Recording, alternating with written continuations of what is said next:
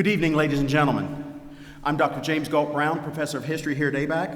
On behalf of Abraham Baldwin Agricultural College and the Arts and Cultural Program, welcome to the Jess Usher Memorial Lecture Series. I want to take a moment and acknowledge our Arts and Culture ABAC season sponsors, JC and Joe Bell. It's important to note that their sponsorship is in support of all of our various series, not just this one.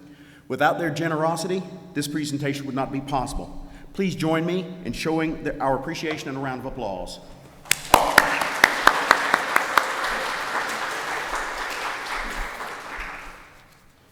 Our late colleague, Dr. Jess Usher, was a remarkable man in many ways. After a successful career in business, he followed his love of learning and his passion for social justice and returned to academia, earning his PhD in U.S. history at the University of North Carolina at Greensboro. Through teaching, Dr. Usher found his calling, his true love and gift, one that brought him to ABAC and allowed our students the privilege of experiencing his gentle manner, along with his ardent advocacy for communities outside the dominant national narrative. Dr. Usher was truly beloved by his students and his colleagues. On any given day, there was a line outside his office door with students waiting to gain access to his engaging personality and warm, understanding nature. He was an expert inside the classroom, but his most important life lessons occurred outside the classroom and will remain with his students for a lifetime.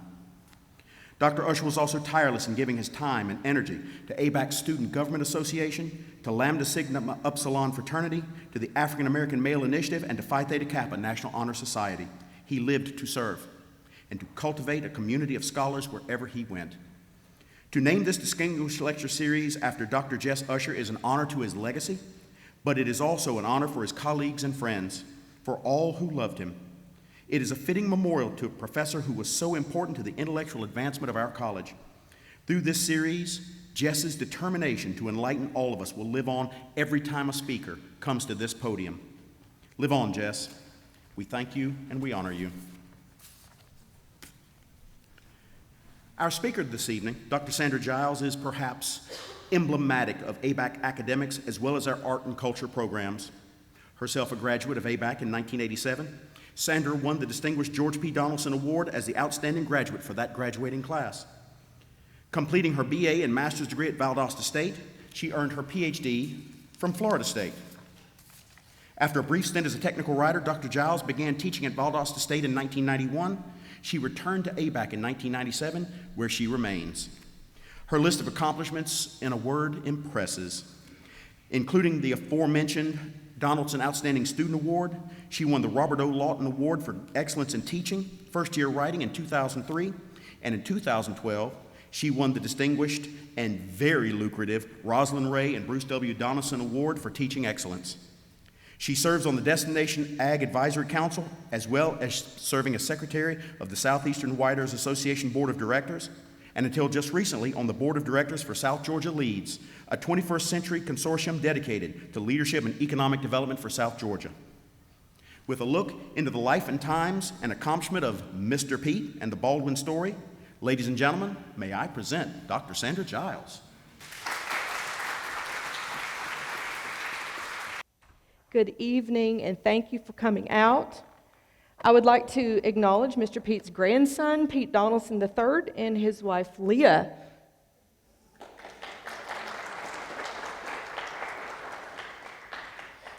We're grateful they can come.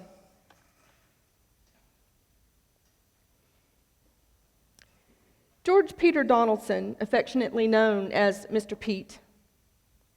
If any of you have heard the phrase Dr. Pete, it's because he received an honorary law degree from Mercer in 1960. But for most of the time period I'm covering, he was known as Mr. Pete, so that's the title I will use.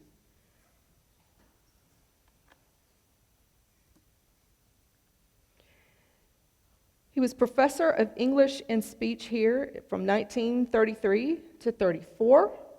This is a yearbook photo. When I mentioned the TABAC, for those of you who are whippersnappers, the TABAC was the ABAC yearbook that ran until about 85, 86. You can ask me how I know later.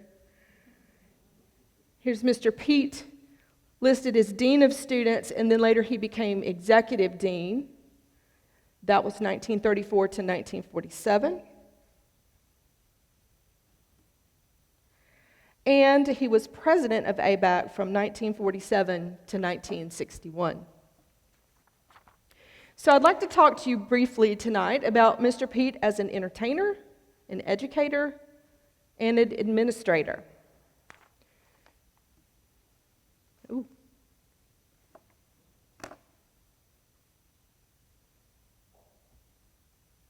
Okay. Born in 1893 in Statesboro, Georgia, he grew up in Statesboro, where his father was president of Sea Island Bank. He graduated UGA in 1916, was a member of the Chi Psi fraternity, Gridiron Club, the Thalians, which is a dramatic club, the cadet adjutant of the cadet regiment of the university. Now remember that this is the World I era, and to give you a sense of what things might have looked like, I've pulled some ads from the era. There's a really cool database called Historical Newspapers. And Mr. Pete, I'm about to talk about his being active in the Glee Club at UGA. You can read reviews of their performances in the newspapers from this time period. So these are some of the ads. You can see what the cars looked like. The car is from Athens Daily Herald in 1916. And look at what that stove looks like.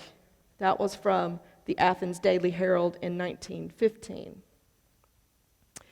Mr. Pete was president of the UGA Glee Club, which performed widely all over the state, and performed original minstrel shows and original comedy skits, such as one called Fair Fanny's Fatal Fall, and patriotic musical numbers. Mr. Pete was a soloist on numbers such as Sweet Mama Treetop Tall and Sister Susie's Sewing Shirts for Soldiers. I had to practice that one. And When War Breaks Out in Mexico. And he was a soloist to rave reviews. As I said, you can find those reviews in the historical newspapers. The group would travel the summer vaudeville circuit, hitting a number of Georgia cities. There's a really funny story that made both the Athens and Atlanta newspapers. Mr. Pete attended UGA, and his brother attended Georgia Tech. And they bet on the Georgia Tech football game. The loser would have to stay home that summer to tend the cows. Luckily, Mr. Pete won the bet so that he could travel on the vaudeville circuit. At ABAC, he continued his involvement with arts and entertainment. He was director of dramatics. There are all sorts of letters in our archives that indicate that he was constantly searching for new plays to perform, new music to perform. He directed the first play for the Baldwin Players in 1933, Stop Thief. Some of you may remember a few years ago, the Baldwin Players performed that play in the 85th anniversary of the Baldwin Players. There are letters in the archive he wrote in search of scripts for plays. For example, a World War II era play about black market gas rationing in the 40s. Letters trying to locate plays suitable for, quote, rural actors with little to no experience. He also brought films to campus. There's a letter where he writes to the U.S. Department of Agriculture trying to locate a film called It's Up to You by the War Food Administration because the world was in the midst of a war against hunger, his words. That was 1946. That was World War II era. He was Glee Club director and director of various choral musical programs at ABAC.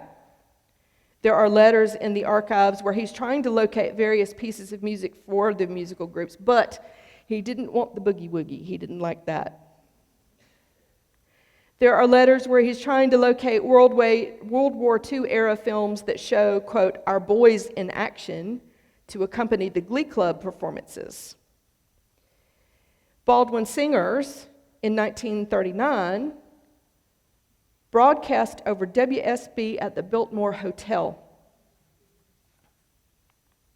He was also heavily involved with the 4-H organization, FFA, Future Farmers of America, FHA, Future Homemakers of America, leading the group singing pretty much everywhere he went. He was known to carry a stack of booklets of sheet music with him everywhere he went in case there was an opportunity for some group singing.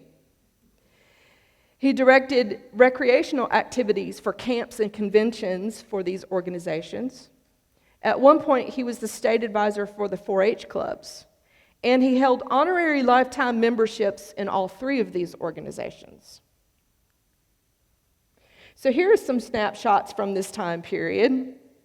On the top left, this photograph, on the back of it, someone has written in old-fashioned cursive, I think this was at the National 4-H Convention. If so, that would have been 1945 in Chicago, and he led the singing, he led the music.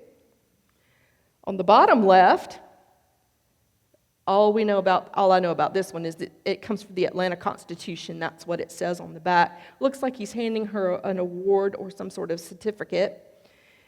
And on the right, Mr. Pete is congratulating FFA members on the steps of Tift Hall. So I think the ones on the left are from the 40s, the ones on the right are from the 50s. I mean, the one on the right is from the 50s. Do you see the saddle Oxfords?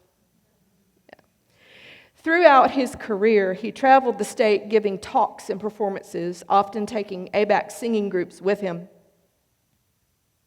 He addressed groups ranging from the Georgia Press Association, various civic groups, and of course, the aforementioned 4-H, FFA, FHA, also PTA, the Parent-Teacher Associations. Here are some of the topics and titles of his talks. The importance of leisure activity, the art of living well with other people. In his 1952 report as Rotary District Governor, he writes, "The most useful person in the world today is the man or woman who knows how to get along with people. Human relations is the most important science in the curriculum of living." He also wrote, "We are thoroughly convinced that there must be some culture along with agriculture." More topics on which he spoke: the atomic age, humor, the safety valve of democracy, present problems and advantages of the Georgia farmer, and the decline of the rural church in the South. Also, he would judge essay and speech contests, often suggesting the topics ahead of time. For example, for an upcoming contest for FHA, he suggested the topic, "What qualities do you think a young girl should develop if she is to become a great rural leader?" This is rather progressive for the time period when you think about it. Mr. Pete as educator. So imagine Tifton in 1933. This is the era of the Great Depression. The General Assembly of Georgia, which is the state legislature, created the Board of Regents for the university system the previous year. In 1933, the Board of Regents abolished the Georgia State College for Men in Tifton, but due to public pressure, replaced it with Abraham Baldwin Agricultural College. Much later in a news release, Mr. Pete prepared for Progressive Farmer magazine. He said that ABAC had been created to address several needs. Quote, "Long before the student body arrived that first year, a committee of educationists, agriculturalists, and home economists carefully prepared the aims and objectives for the institution. Baldwin College was to turn out students equipped to establish and manage the farm business effectively, establish and maintain a satisfactory home, and to participate effectively in all worthy activities." This slide shows the aim of the college, and this happens to come from the 1937 TABAC.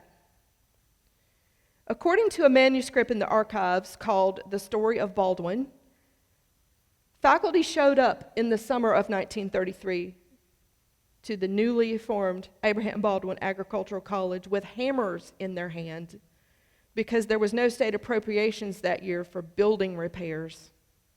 69 students enrolled that first year. Of course, among the new faculty that first year was Mr. Peet. He was right at 40 years old. He had served in that session of the Georgia General Assembly that had created the Board of Regents. He served from 1931 to 1933. Prior to coming to ABAC, he had taught at Pelham High School, where he met and married Holly Twitty, who became known as Miss Holly. He taught at Georgia Military College in Milledgeville, and then Teachers College at Statesboro. So to give you a sense of what things might have been like around here in 1933, that's a vintage postcard of an aerial shot of campus. Looks quite different today.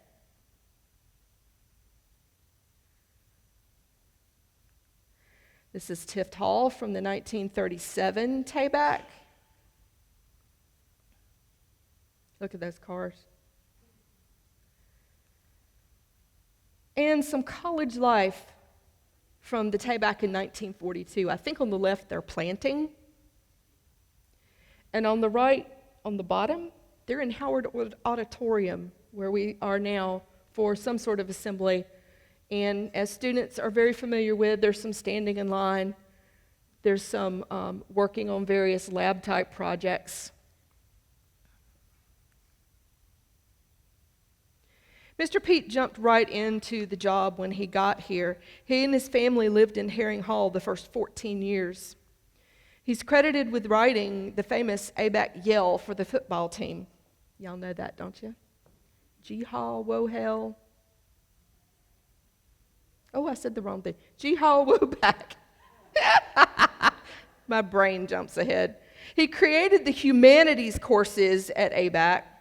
He was faculty advisor to the Tayback, faculty advisor to the broadcast student newspaper. In fact, a 1938 Tayback says that under his leadership, broadcast had grown from a mimeographed sheet to one of the finest junior college newspapers in the state. He advised the student cabinet, and he often wrote about the importance of cultivating student leadership for both girls and boys. Again, rather progressive for the time period. He had a really interesting philosophy of education. So this is the title page from the 1937 Tayback. I call this the Green Giant slide. This will serve as a backdrop to talk about his philosophy of education. His main concern was education for, quote, rural girls and boys, especially, quote, making a good life on the soil, which meant agriculture, homemaking, nutrition and health, because those were things of particular concern in that time period in the South. Writing and elocution and manners, because those could be your ticket to the middle class at that time period. Rural recreation, which included games as well as arts and culture.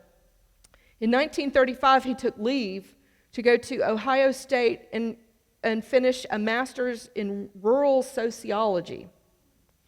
In his application letter, he says, "We are particularly anxious to give rural girls and boys a recreational program that may be carried back into their communities."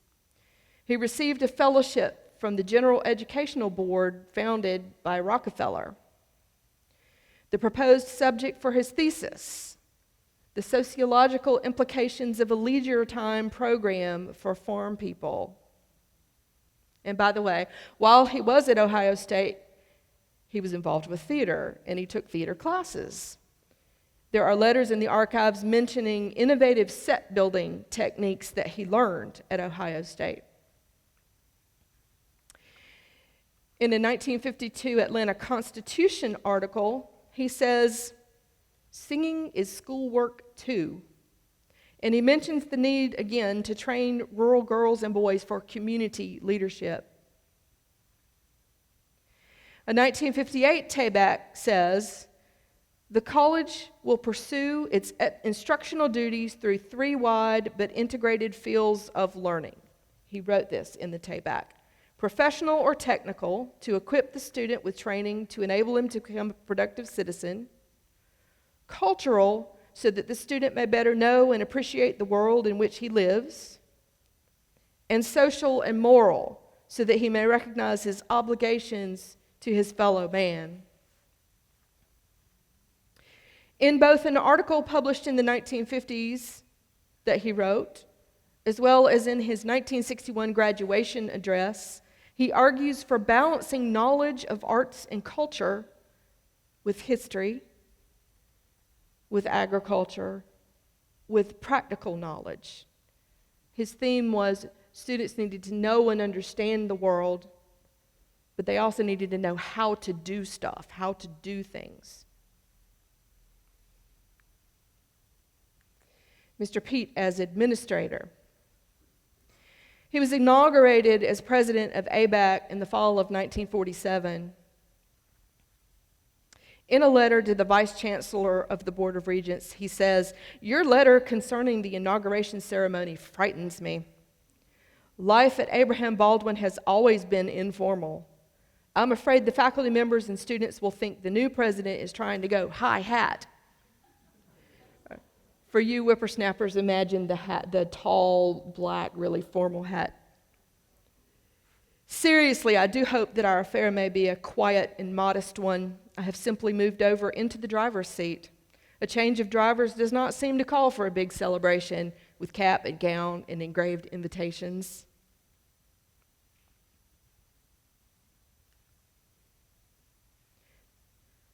This is Mr. Pete at his desk from the Tayback of 1950, and the words below his picture say, "Loved and known by all as an advisor, a counselor, and a friend." I absolutely adore the font that they used for the word administration.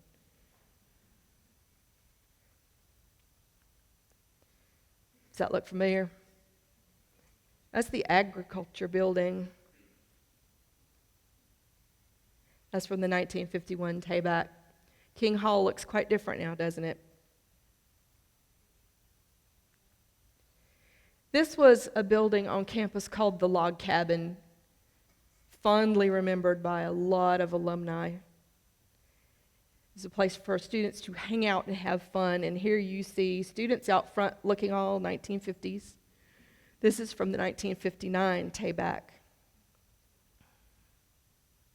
One former student who had graduated, served overseas in World War II, and then come back to the States as a teacher, wrote to congratulate Mr. Pete.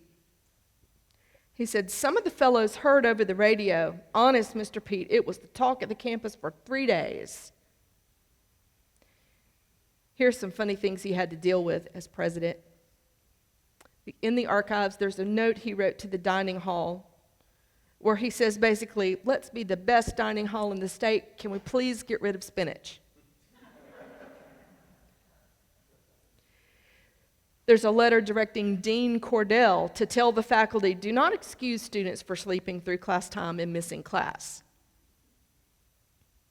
Scolding students who got caught playing cards past lights out in the dorms, or students who got caught in possession of firecrackers.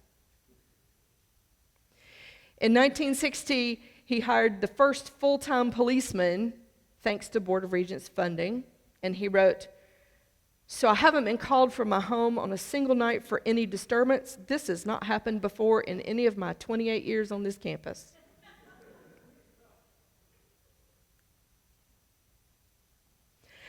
I would just like to hit some of the most important points of his presidency. He was called Baldwin's builder. Under his administration, a number of new buildings were built and significant upgrades were made to infrastructure.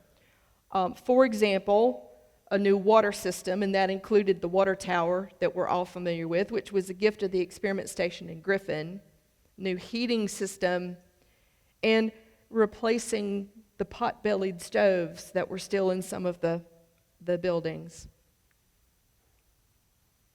This is Mr. Pete, builder of Baldwin College. That's from Tayback, 1959.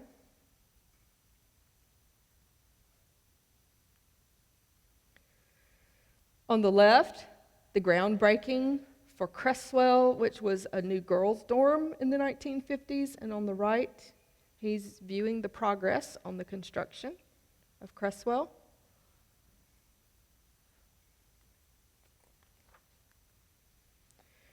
in the 1960s, right before he retired, he was able to open and dedicate the Rural Life building. It's where the Carlton, approximately where the Carlton Center is now. So we have the ground, some work right after the groundbreaking, and then him opening the door at the dedication. Another important point of his administration is that this was the World War II era.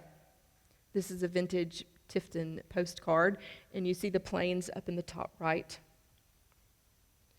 A number of his letters referred to this present emergency, or after this present emergency is over. He received letters from former students who were serving or had served with some really interesting details about rations and lack of reading materials. The Tayback, the yearbook, stopped production from 1942 to 1945 because of the war. But they resumed because the students said they really wanted and needed a record of their years at ABAC.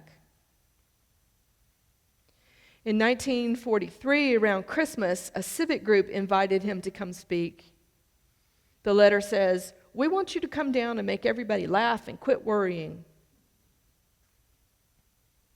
He and the rest of the ABAC administration had students involved in scrap metal sales, sales of war bonds, and in raising money for the American Foundation for the Overseas Blind. In the archives, there is a thank you letter signed by Helen Keller from 1949. Another important point had to do with agriculture. In 1955, in a news release he prepared for Progressive Farmer magazine, he says that ABAC was created to address several needs. Quote, "First, half of Georgia below the fall line has an agriculture which is in many ways different from that of the northern half. And the only agricultural school in the state was in North Georgia. Second, our state was beginning a change from a cotton economy to one of high diversification, and new agricultural methods were coming into use. In 1944, Georgia Governor Arnold postponed opening of the Georgia tobacco markets because of a labor shortage. Tifton was the largest market in Georgia, as you can see on the postcard. Pete, the tobacco cracker, as he was known, was a spark plug of the local market and coordinated the logistics. That's a quote from the Tifton Gazette. Interestingly, in a different South Georgia newspaper around the same time, Mitchell County farmers needed volunteers to help get their crops in because of a labor shortage. Progressive Farmer magazine in 1955 named him Man of the Year in service to Georgia agriculture because of his, this is a quote from their article, his contributions to agricultural education, his keen interest in the affairs of rural youth organizations, and his promotions of things agricultural to non-rural people. He was sometimes called, according to the article, Dixie's ambassador of agriculture to the business and banking world.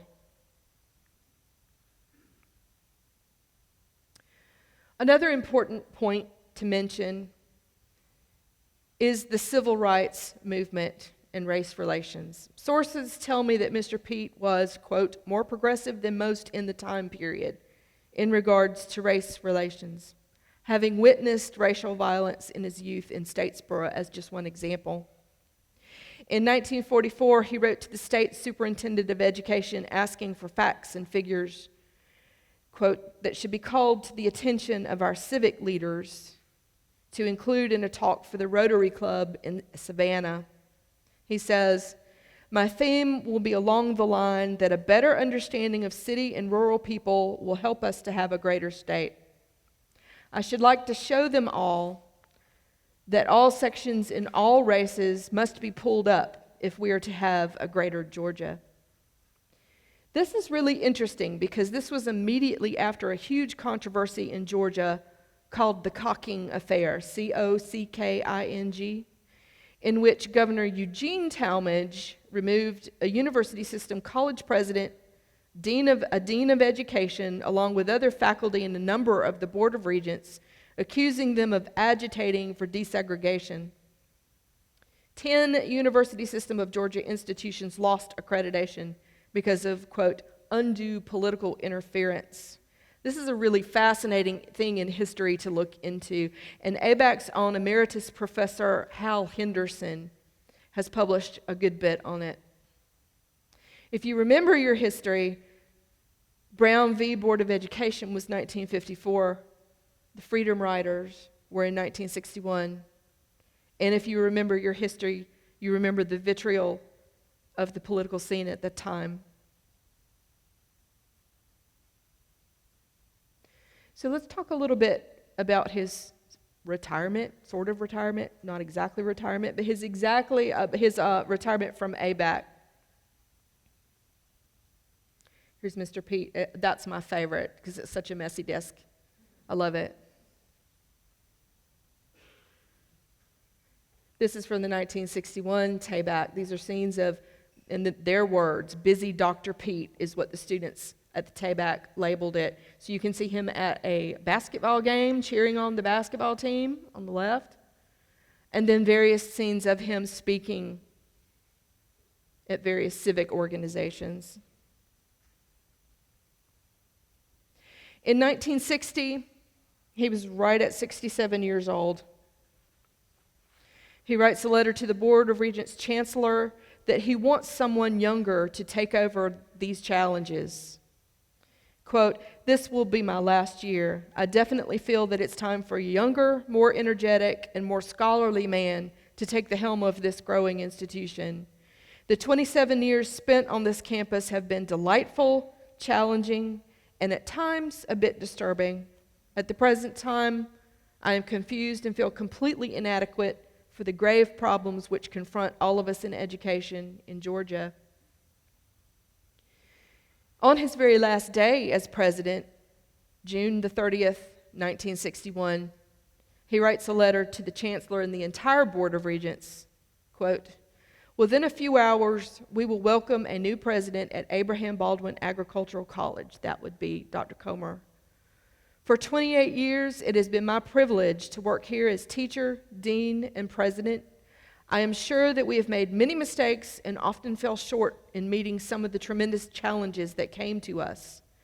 We went through a depression, a terrible war, the conflict in Korea, and have endured the Cold War with Russia.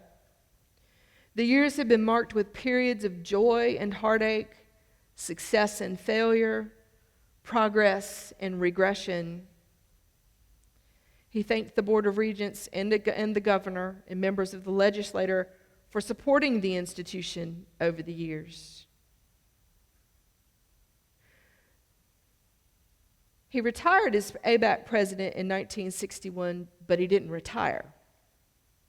On the same day, the very last day of his presidency at ABAC, he wrote to Governor Herman Talmadge. He said, "Within 30 minutes, I will retire." He thanked him for funds for all the buildings over the years. "Tomorrow morning, I begin work as executive secretary of the agricultural commodity for peanuts in Georgia. I hope that I will be able to render some service to the farmers of our state in my new field." That was the organization that became the Peanut Commission, and he worked with them for 12 years. After he retired from ABAC, Tifton held a surprise parade. City and county commissioners read resolutions in his honor. Dr. Pete stayed involved with ABAC. He was active in the Alumni Association, the ABAC Foundation. He gave talks and addresses. He judged student speeches, joking about that the winner had not a single grammatical error.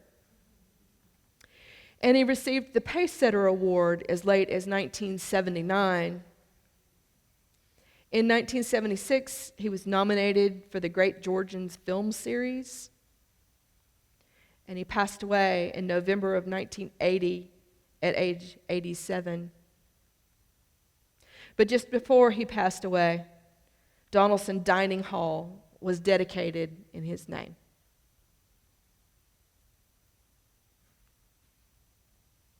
I'd like to leave you with some more of his words. A few weeks before he retired, early in June 1961, he gave the graduation address because the students had invited him to do so. So picture it. June 1961, right here in Howard Auditorium. His speech was titled, Baldwin's Role in Education. He returned to his themes about education and leadership in a rather Kennedy-esque style, but also like the English professor he had been. He said, "My life has been entwined in this institution since its beginning. But this is your day, graduates. My message is to you and for you. You will leave Baldwin in an interesting, disturbing, and yet challenging period. The opening lines of Dickens' Tale of Two Cities, written 100 years ago, seem to describe somewhat our present state of affairs. It was the best of times. It was the worst of times. It was the age of wisdom. It was the age of foolishness. It was the age of darkness. It was the spring of hope. It was the winter of despair. And yet, all caps, and yet, young ladies and young gentlemen, if I could choose any period in which to live, I would choose to live now.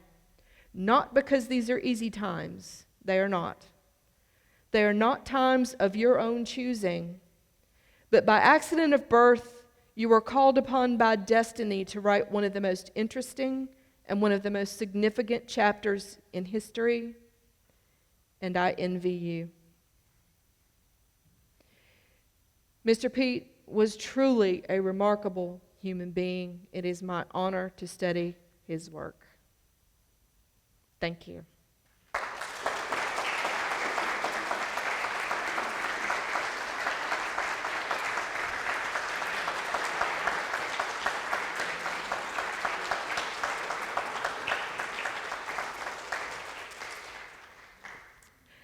I'll take your questions in just a sec, but I do want to do some shout-outs, some acknowledgments to the ABAC administration, particularly President David Bridges, who gave me the idea for this project in the first place, and former Provost Gail Dillard, ABAC history faculty, including Jess Usher, James Galt Brown, Elizabeth Medley, Russell Pryor. They're here in the audience, and I'm grateful to their help. Any mistakes are on me, not on them.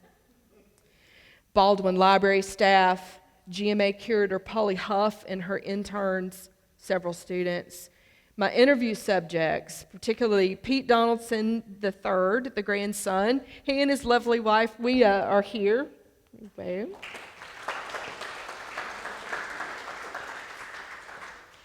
Rosalind Donaldson, I believe she's here as well. Yes.